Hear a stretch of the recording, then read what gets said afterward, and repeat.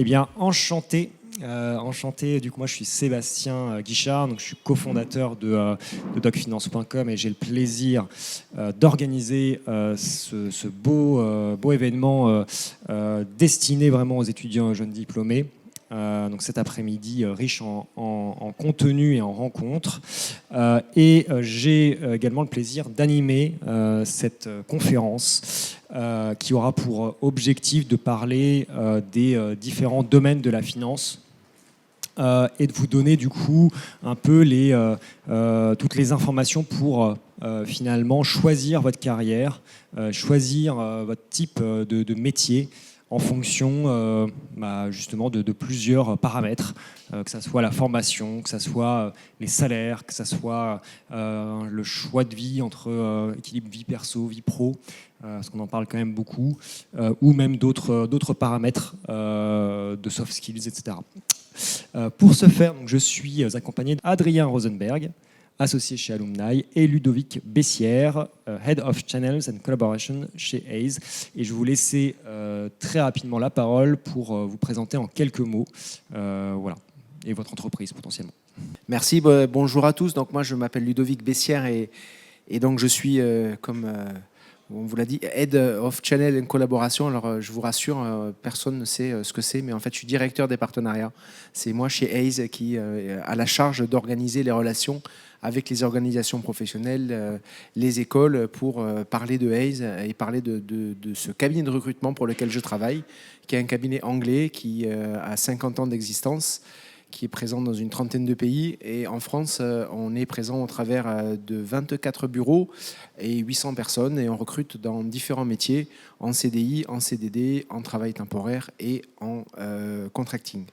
Moi, aujourd'hui, je vais avoir un rôle un peu particulier, puisque mon domaine de prédilection, là d'où je viens chez Hays, et puisque j'ai 20 ans d'expérience chez Hays, enfin 24 ans d'expérience, j'ai commencé en 2002, j'étais consultant en recrutement, et je faisais partie de l'équipe qui a créé la division finance et comptabilité.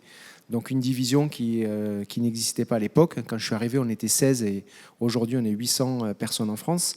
Et cette division aujourd'hui, elle compte une centaine de personnes. Et donc j'étais le 5e qui faisait partie de cette belle aventure. Et dans ma carrière, j'ai vu des débutants comme vous qui sont aujourd'hui devenus directeurs financiers. Donc j'ai pu parcourir et voir différents parcours de carrière.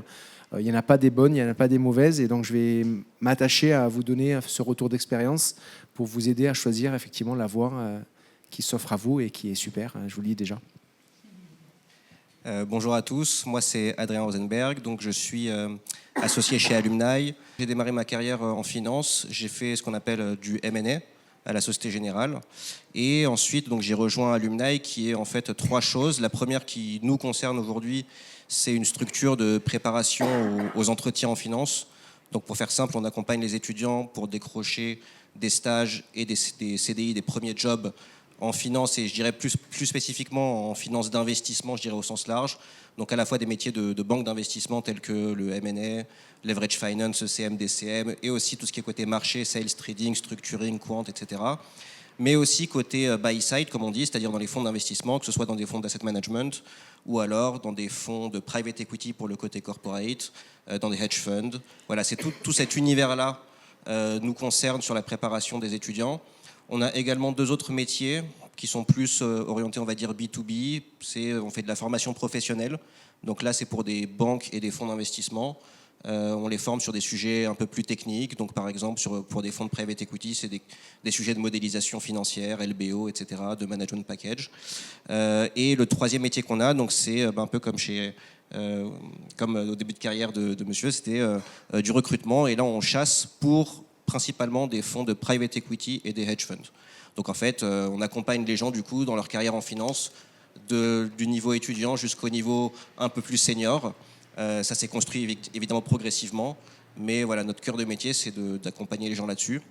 Du coup, voilà, j'essaierai de vous donner un peu de conseils ou à minima d'informations sur la façon de choisir son orientation en finance. Je pense que c'est clairement quelque chose qui est clé, à la fois dans le choix de ses formations, que aussi dans le questionnement qu'on peut avoir au moment de choisir sa formation sur les métiers qu'on vise.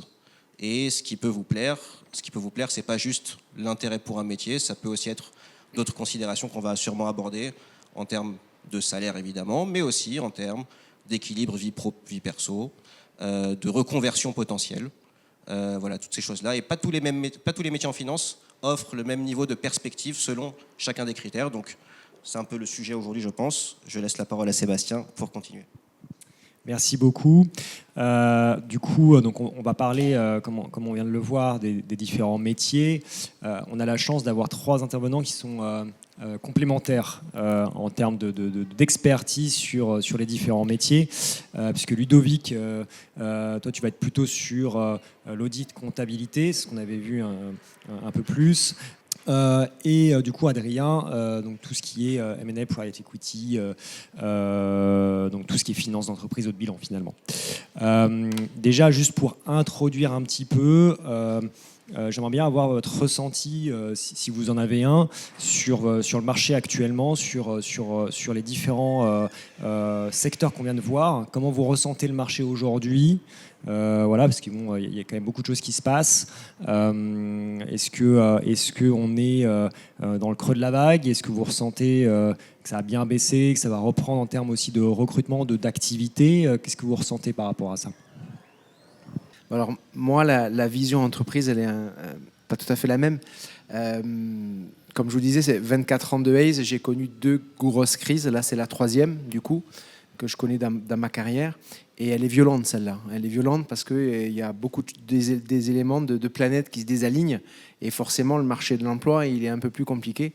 Et quand on a une crise économique, eh ben forcément, les 2 pans qui en pâtissent beaucoup, c'est les jeunes diplômés d'un côté et les seniors de l'autre. Voilà. Parce que les entreprises, dans ces moments-là, cherchent absolument la rentabilité, cherchent la productivité, et il faut faire un copier-coller, souvent.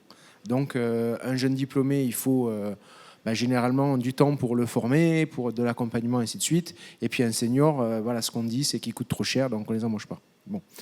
La bonne nouvelle dans tout ça, c'est que vous avez eu la présence d'esprit de choisir un métier qui, malgré les crises, continue à être recruté. Voilà, donc moi je parle pour moi, hein, finance, comptabilité, malgré l'IA, malgré tout ce qu'on vous raconte, la facture électronique et ainsi de suite, on aura toujours besoin de produire des comptes. Alors ce qui va changer dans ce secteur en pleine évolution avec la digitalisation il y a déjà 10 ans, l'IA qui arrive à grands pas, l'IA générative et ainsi de suite, c'est qu'effectivement, peut-être qu'un jour, les banques viendront en faire la comptabilité parce qu'elles auront tous les flux, et donc on se passera peut-être un peu plus des services d'un expert comptable. Mais en fait, notre analyse, nous recruteurs, c'est que finalement, on aura toujours besoin d'analyser tout ça et on aura toujours besoin de conseils. Un marché du recrutement en comptabilité et gestion, il est fait d'entreprises, mais ces segments d'entreprises, elles ne sont pas toujours celles que vous pensez. C'est-à-dire, quand on veut rentrer dans un marché de l'emploi, souvent, et moi c'est le retour d'expérience que j'ai eu, on pense souvent à des grosses entreprises du CAC 40, on pense à un L'Oréal, un Total, un Schneider Electric, bref, je ne sais pas si vous êtes allé Avenue Foch, là il y a un super marathon, et donc du coup il y a des sponsors qu'on voit, et donc c'est que des grosses boîtes. 95% de nos entreprises, de notre économie française, ce sont des PME et des ETI. Et dans ces PME et des ETI, on aura toujours besoin de personnes pour aller analyser, faire de la mesure de la performance, accompagner des opérationnels du business, et donc de comprendre cette comptabilité. Donc voilà, donc, en demi-mot, oui, c'est plus dur. Si vous vous focalisez sur de la technique uniquement, vous ne trouverez pas de boulot.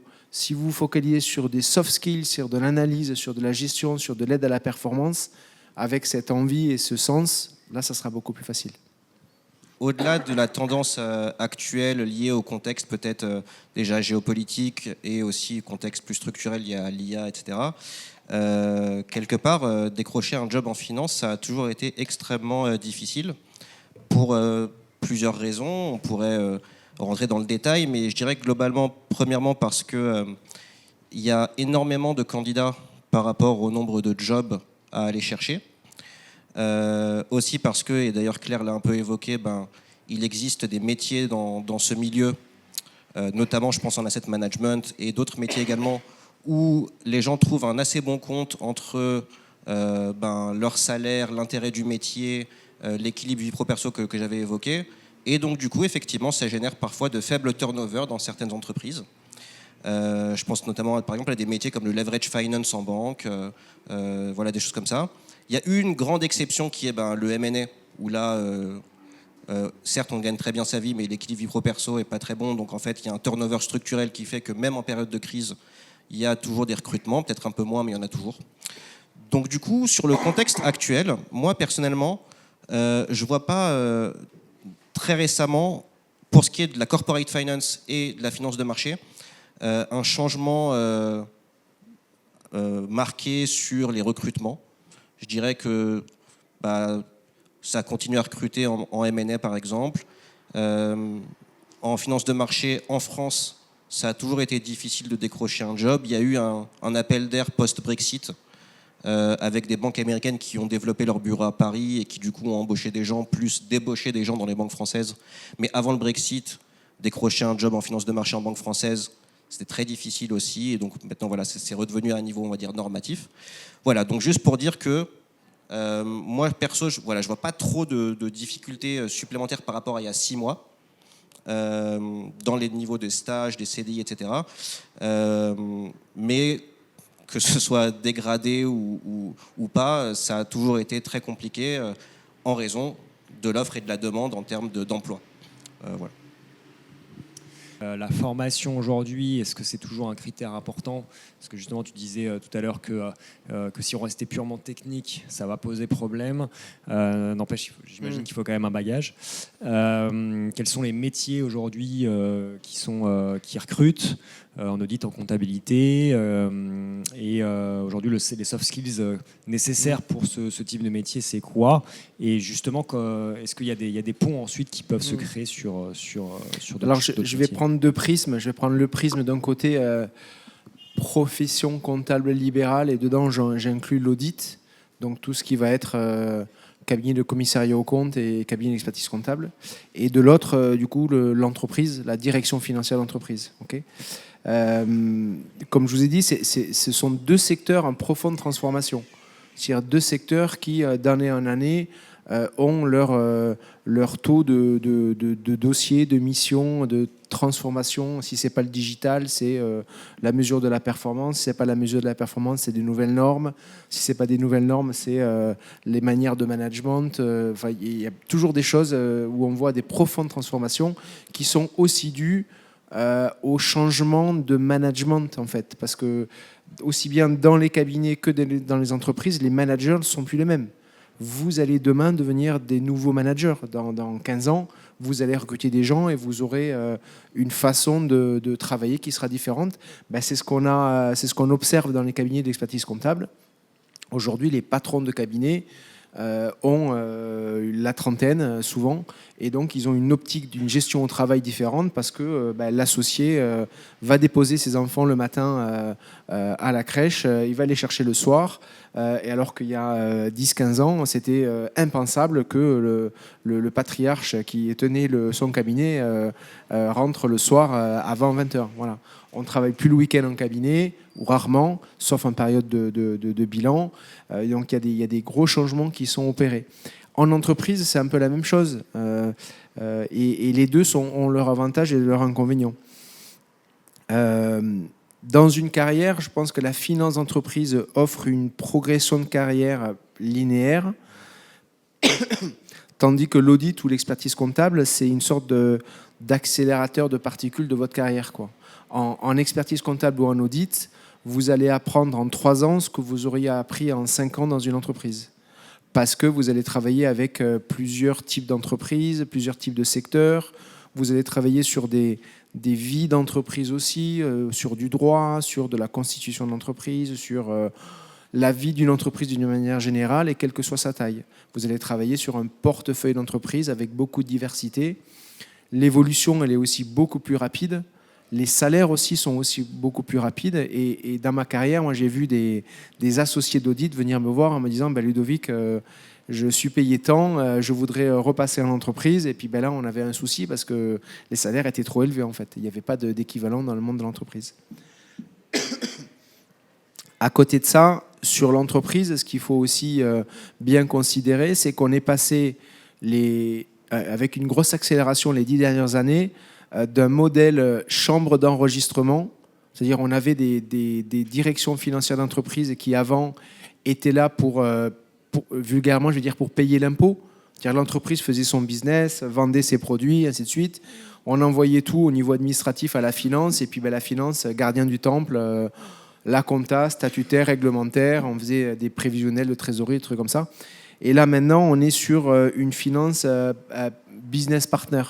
Alors, ça me fait sourire ce terme-là, parce que moi, depuis 24 ans que je suis chez Hays, il y a 24 ans, déjà, quand j'étais consultant en recrutement, on me parlait de ça, on me disait ouais, la finance c'est business partner, et puis donc c'est toujours, on aura toujours ce modèle et ce rôle, mais qui s'amplifie aujourd'hui, comme je vous disais auparavant, parce qu'on a besoin de voir le coup d'après. Les contrôleurs de gestion aujourd'hui prennent une importance beaucoup plus beaucoup plus exposée au business. On voit des financiers aller en visite client avec des commerciaux pour faire signer le client. Un directeur financier groupe d'un groupe coté aujourd'hui, c'est le commercial de l'action de l'entreprise. C'est lui qui fait ses roadshows, c'est lui qui va voir les investisseurs, et ainsi de suite. Donc il y a des dimensions très business. Voilà. Okay. L'audit et l'expertise comptable, la barrière à l'entrée, c'est quand même la technique, et ça reste la technique. Si vous voulez faire un passage en cabinet, chose que je vous recommande, honnêtement, quels que soient les trois prismes que vous voulez là, si vous avez la possibilité d'aller travailler un petit moment de votre carrière en cabinet, d'expertise comptable ou d'audit, il faut y aller, parce que même si l'IA va tout faire, il faut quand même que vous compreniez un contenté, débit, crédit, les principes de la comptabilité, savoir lire un bilan. Voilà, c'est important de comprendre les écritures comptables, ainsi de suite. Même pour un contrôleur de gestion plus tard, la comptabilité, ça reste l'élément de mesure indispensable à comprendre. L'intérêt de passer en cabinet, c'est la vision à 360 degrés d'une organisation. Et d'autant plus quand on fait du commissariat aux comptes, donc de l'audit légal, où là, on va rentrer dans une entreprise par mandat. C'est comme le contrôle technique d'une voiture. Vous avez une voiture, tous les 2 ans, vous amenez votre voiture chez un centre de contrôle technique, ça vous coûte 80 €, c'est vous qui vous payez. Et si le gars il dit je peux pas, vous pouvez pas rouler, il faut faire les réparations et vous pouvez pas prendre votre voiture. Le commissariat aux comptes, c'est la même chose. Et donc ça permet de bien comprendre la zone de risque, de bien comprendre les business models des entreprises. Et quand on sort de 2 ou 3 saisons d'audit, on a déjà une méthode de travail, on a une approche par le risque, on a vu beaucoup de choses dans sa carrière qui permettent après d'aller dans d'autres sphères. Et tout dépend en plus du portefeuille client. Imaginez que vous faites 3 ans d'audit dans des environnements bancaires, fonds ou ainsi de suite. Vous allez pouvoir vendre ces expériences à vos futurs recruteurs. Les soft skills, on parle d'esprit de synthèse, on parle d'aisance relationnelle. Ça, c'est bateau, mais c'est très fort. Si vous vous sentez un peu introverti, le meilleur conseil que je pourrais vous donner, c'est prenez des cours de théâtre. Sortez, essayez de trouver par tout ce que vous pouvez la manière de pouvoir parler, de pouvoir prendre la parole, de pouvoir exposer une idée. Une autre soft skill importante, c'est de contrôler vos émotions. Parce que travailler en groupe, travailler avec des interlocuteurs qui vont être d'origine professionnelle différente que la vôtre, donc avec des niveaux d'expérience différents. Vous allez faire un budget dans une entreprise avec un directeur de production qui a 50 ans et 30 ans d'expérience pour lui dire qu'il ne peut pas dépenser ce qu'il a dépensé l'année d'avant. Il va falloir preuve de pédagogie, de relationnel. Donc tout ça, c'est des choses qu'il faut que vous arriviez à exposer. En cabinet, vous ne pouvez pas trop prétendre à préserver un équilibre vie privée, vie professionnelle. C'est un investissement que vous faites pour l'avenir, en fait. Mais quelque part, je ne sais pas, est-ce que vous avez est-ce que quelqu'un peut me donner une passion que vous avez? Voilà. Vous aimez jouer au foot. Si vos potes vous appellent dans 10 minutes et qu'ils vous disent hey, ce soir, 18h, on fait un futsal, vous allez tout faire pour y aller. Vous allez trouver le moyen qu'il faut, prendre le bon bus, vos affaires pour vous changer, mais vous allez trouver cette motivation pour y aller. Ben, en fait, votre prochain job que vous allez trouver, que ce soit en cabinet ou en audit, cette envie, cet engagement, il va falloir que ce soit le même. Voilà, il va falloir montrer ça en entretien et cet investissement que vous allez travailler, il sera mesuré. Mais dès lors que ça va vous demander un peu de peine et dire ben non, je ne veux pas rester jusqu'à 22h, ça va peut-être vous arriver des fois de rester jusqu'à 22h, mais en contrepartie, vous aurez peut-être un équilibre aussi, vous allez mesurer avec vos managers, quoi. Je finis juste sur l'entreprise.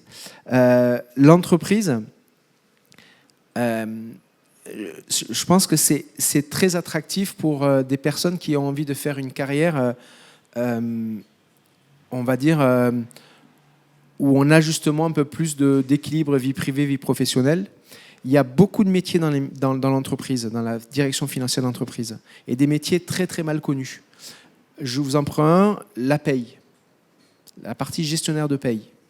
C'est des métiers qui sont vraiment en pénurie, qui s'adressent à des gens qui ont vraiment le sens du détail, qui aiment le droit, qui aiment la compréhension des chiffres, parce qu'il y a tellement de choses dans cet environnement-là, et on peut vraiment s'épanouir. Le crédit management, par exemple, c'est des métiers auxquels on ne pense pas du tout, mais il y a de l'analyse crédit, il y a des études de faisabilité, il y a un côté très business aussi, les métiers de chargé de recouvrement, et ainsi de suite. Voilà. Tout ça, il y a des sites comme l'ONICEP, où vous pouvez aller voir les descriptifs de postes qui sont très très bien faits. Mais il y a aussi ensuite les métiers comptables, ça, là encore, on peut vraiment s'épanouir dans des centres de services partagés, dans des process, avec la digitalisation, robotisation, tout ça, c'est des métiers hyper intéressants. Techniques, une nouvelle fois, avec beaucoup de soft skills. Et ensuite, la grande famille du contrôle de gestion, là encore, il y a un épanouissement dingue parce que vous allez avoir autant de contrôle de gestion que de typologie d'entreprise. Si vous prenez un poste de contrôleur de gestion industriel sur un site de production, vous allez travailler sur les coûts de main-d'œuvre, les coûts de matières premières. Vous allez, parlons d'un équipementier auto qui fait de la plasturgie, des tableaux de bord de l'automobile. Vous allez avoir des lignes de production et vous allez être sur le terrain et votre bureau, ça sera dans l'usine avec les personnes pour bien comprendre tous les flux et ainsi de suite, quoi.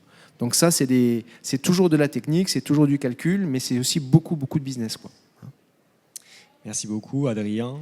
Du coup, sur la partie plus justement M&A, Private Equity, est-ce que la formation, on va dire l'école est toujours aussi importante et un petit peu les clichés qu'on avait, hein, donc je ne sais pas si ça a changé.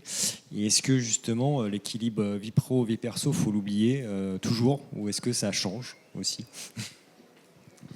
Alors je dirais que en vrai, pas grand-chose a changé depuis 10 ou 15 ans. Clairement, si on veut faire du M&A, je parlerai du private equity dans un second temps. Si on veut faire du M&A, clairement, la formation, c'est un élément essentiel. Pour le coup, c'est un milieu qui est très, très élitiste. Je dirais peut-être un peu moins qu'il y a 10-15 ans.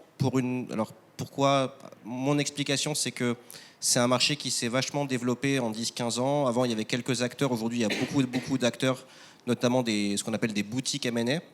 Et donc forcément, quand un marché se développe et qu'il faut avoir plus de monde sur ce marché, quelque part, au départ, c'est un milieu hyper niche et élitiste. Et puis, on doit ouvrir, du coup, le scope à plus de gens. Donc forcément, on ouvre un peu ses chakras au niveau des écoles, etc. Et donc, c'est un peu plus open. Mais néanmoins, ça reste élitiste. Je dirais que 80 à 90% des recruteurs dans ce métier sont très sensibles à l'école, notamment évidemment école de commerce, d'ingénieurs et les top universités. Et quelques autres recruteurs le sont un peu moins. Et là, pour le coup, ils sont comme chez Ophi, ils sont très très sensibles à l'expérience professionnelle. Et alors, pour contrebalancer ce que je dis, en M&A, je connais énormément d'étudiants qui ne viennent pas forcément de ce qu'on appelle les écoles target et qui pourtant décrochent des carrières là-dedans parce qu'ils réussissent à faire des stages pertinents, qui leur construisent un CV pertinent et en fait, à un moment donné, les gens vont regarder plus les stages que l'école. Mais il y a des endroits où il peut y avoir une sorte de plafond de verre, notamment pour l'embauche. C'est notamment le cas des grandes banques d'investissement, type BNP, Société Générale, etc. Et dans ce cas-là, il faut réfléchir en termes de formation parfois à en faire une complémentaire qui va un peu donner un tampon de école cible sur le CV. Donc je pense par exemple à des MSI Finance, des top écoles de code, à Dauphine, etc. Mais en tout cas, voilà, la formation, c'est vraiment essentiel. Si les recruteurs... En fait, vous savez, les gens, ils font beaucoup de choses par mimétisme. Donc, s'ils ont l'habitude d'avoir certaines écoles en stage tous les 6 mois, en fait, ils reproduisent ce qu'ils font tout le temps. Et pour qu'une école fasse son entrée quelque part dans une banque d'affaires, et je pense que c'est vrai dans n'importe quel recruteur, si on a eu un premier stagiaire d'une école qu'on n'avait pas l'habitude de recruter, il a été bon, on en prend un deuxième, il est bon, une troisième, elle est forte, et à un moment donné, ils se disent « Ah tiens, les étudiants de cette école-là, ils sont pas si mal que ça », et puis en fait, on va commencer à en recruter, on va ouvrir ses portes. Mais ça prend du temps. Ça se fait dans le temps long. Donc il y a des écoles qui mettent parfois 10 ans à construire une vraie réputation auprès de certains recruteurs ou de tous les recruteurs, ça dépend. Je donne un exemple, c'est une école d'ingénieurs qui s'appelle Les Sylves. Eux, en 15 ans, ils ont vachement progressé, notamment en finance de marché, parce qu'en fait, ils ont une majeure finance et ils sont connus pour être très forts en code. Et donc, ils se sont fait leur place. En 10-15 ans, ils ont vraiment développé une vraie réputation dans le milieu. C'était quoi la suite? C'était...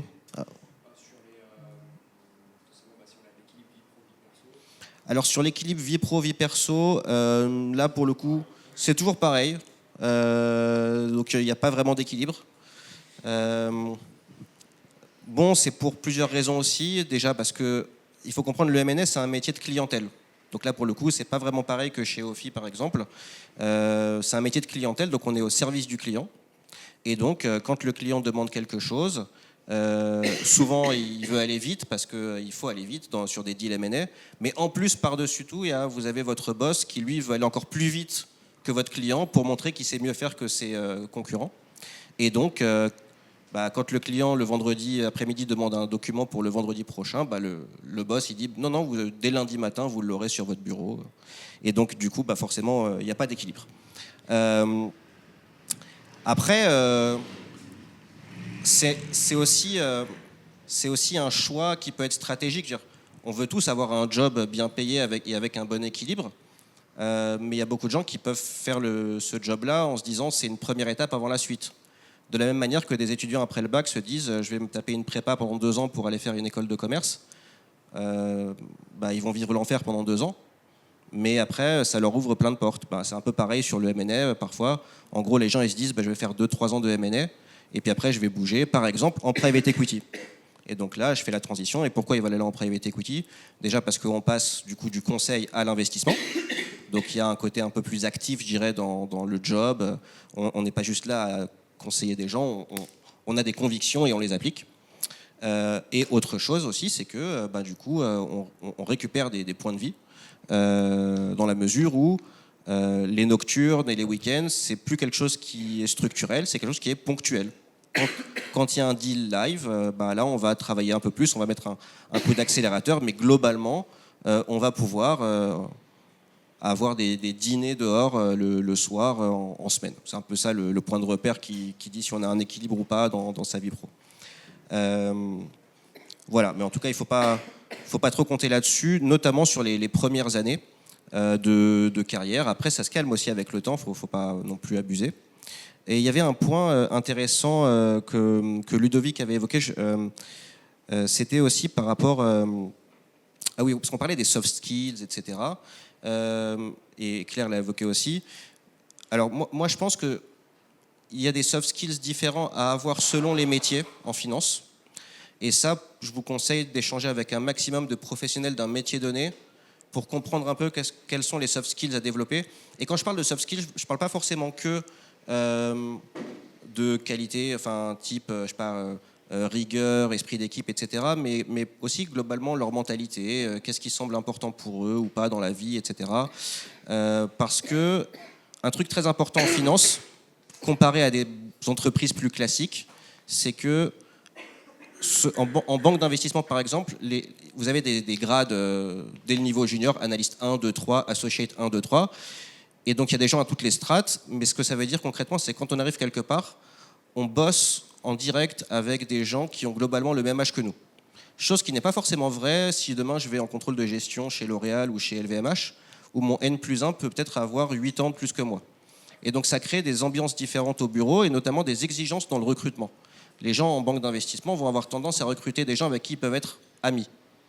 Parce qu'ils passent leur journée ensemble et que probablement qu'ils vont dîner ensemble le soir et parfois sortir ensemble en soirée, le week-end ou en semaine. Et donc, dans la façon de juger quelqu'un en entretien, il y a aussi ce paramètre-là. C'est grosso modo, c'est est-ce que je m'imagine aller boire une bière avec cette personne à la fin de la journée ? Ce qui, à mon avis, n'est pas forcément vrai dans des entreprises où la personne qui vous recrute a, comme je l'ai dit, 8 à 10 ans de plus que vous et va avoir un rapport de travail avec vous qui est complètement différent. Mais en M&A, pour prendre cet exemple-là, les gens se font des potes avec qui ils deviennent très très proches et ces gens-là deviennent les témoins de mariage, les parrains des enfants et ça, c'est du vécu. Donc, je vous le dis parce que un entretien, un process, dans ces milieux-là en tout cas, c'est pas juste être le bon élève qui connaît ses questions techniques, qui a compris quelles sont les qualités soft skills à développer, etc. C'est aussi une capacité à comprendre l'environnement dans lequel on va évoluer et à coller avec la culture d'entreprise, l'état d'esprit des gens. Et il y a des endroits où les gens veulent être potes avec leurs collègues, il y a des endroits où les gens veulent pas être potes et ils n'ont pas d'affect, et le travail c'est le travail, et ce qui se passe derrière c'est autre chose. Vous devez aussi capter ça quand vous parlez avec des gens, que ce soit à des événements comme ici avec des recruteurs, ou à des événements directement dans les entreprises, ou durant les entretiens. Merci beaucoup. Passé pas mal de temps, mais c'était très intéressant. Du coup, on devait voir la partie un petit peu plus, qu'est-ce qui peut bousculer tout ce qu'on vient de voir ? Est-ce que vous ressentez des choses qui peuvent justement faire changer un petit peu tout ce qu'on vient de se dire ? Donc on va très rapidement essayer de répondre, mais en quelques mots, parce que je crois qu'il est déjà 17h quasiment. Et après, donc, l'idée, c'est de pouvoir avoir 2-3 questions aussi dans la salle. Du coup, est-ce que tu vois des choses qui sont en train de changer ? On parlait de finances vertes, de SG. Est-ce que ça devient de plus en plus important en fait, dans l'activité et ça va changer justement un peu les types de formation, les types de compétences qu'on va chercher. On parlait de finances souveraines aussi avec la situation géopolitique. On parlait du développement de l'IA. Également l'importance de plus en plus fort au niveau du réseau. Est-ce que tu penses que le financier de demain sera vraiment complètement différent finalement du financier d'aujourd'hui? Merci Ludovic. Peut-être un petit mot sur la partie réseau. Je sais que tu voulais en parler, de l'importance peut-être. Oui, j'ai lu un article la semaine dernière comme quoi, vous connaissez tous PricewaterhouseCoopers, PwC, avait lancé une offre d'audit contractuel, d'analyse, de conseil non humaine. Donc en fait, ils vont mettre à disposition leur IA entraîné avec tous leurs rapports d'audit à destination de clients pour établir des rapports. Donc, pour rejoindre un peu ce que vous dites, ça va se transformer. Moi, je vais passer sur l'IA et puis sur le SG et ainsi de suite. Dans mon rôle, moi, je suis vice-président national du groupe Carrière et Évolution de la DFCG.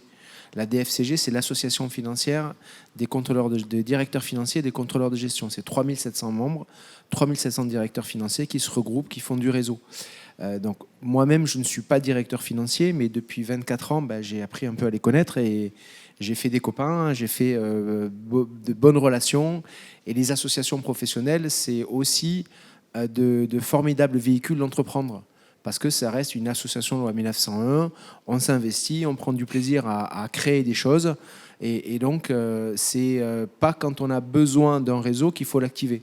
Donc le conseil que je pourrais vous donner, c'est vraiment aller voir ces associations professionnelles en tant que jeune diplômé, en tant que futur professionnel, que ce soit dans une des trois branches, pour dès maintenant commencer à bâtir votre réseau, à actionner ça.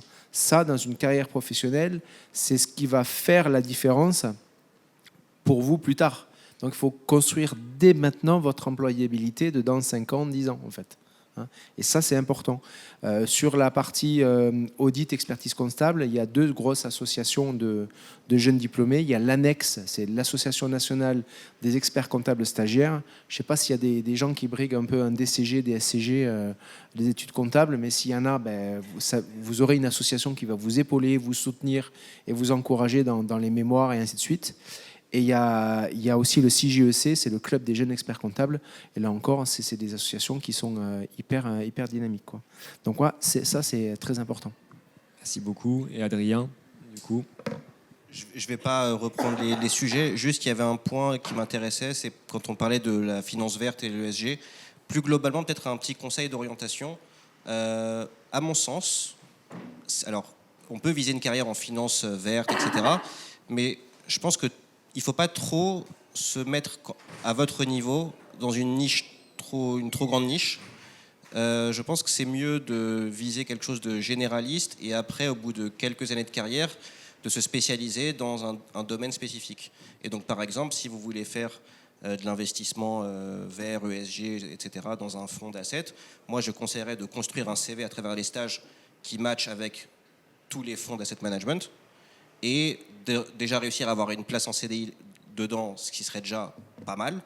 Et après, d'essayer en interne d'intégrer une practice ESG si elle en a une ou si elle en développe une, etc. Mais pour moi, ça reste un univers beaucoup trop petit en comparaison avec la finance en général pour faire des choix de stage aussi segmentés. Et après, si on ne trouve pas un job là-dedans, en sortie d'études, qu'est-ce qu'on fait? Donc, moi, c'est la sécurité, c'est avoir un CV qui, en gros, coche beaucoup de cases pour beaucoup de métiers, en tout cas dans un univers donné, et après se spécialiser plus tard s'il le faut. Voilà. Je pense que c'est moins risqué de faire comme ça. Merci beaucoup en tout cas. Merci à vous Merci. 3. Et du coup, on se retrouve à 17h30 dans cette même salle pour la cérémonie de clôture du trophée Doc Finance. Merci. L'événement dure jusqu'à 18h30. Merci.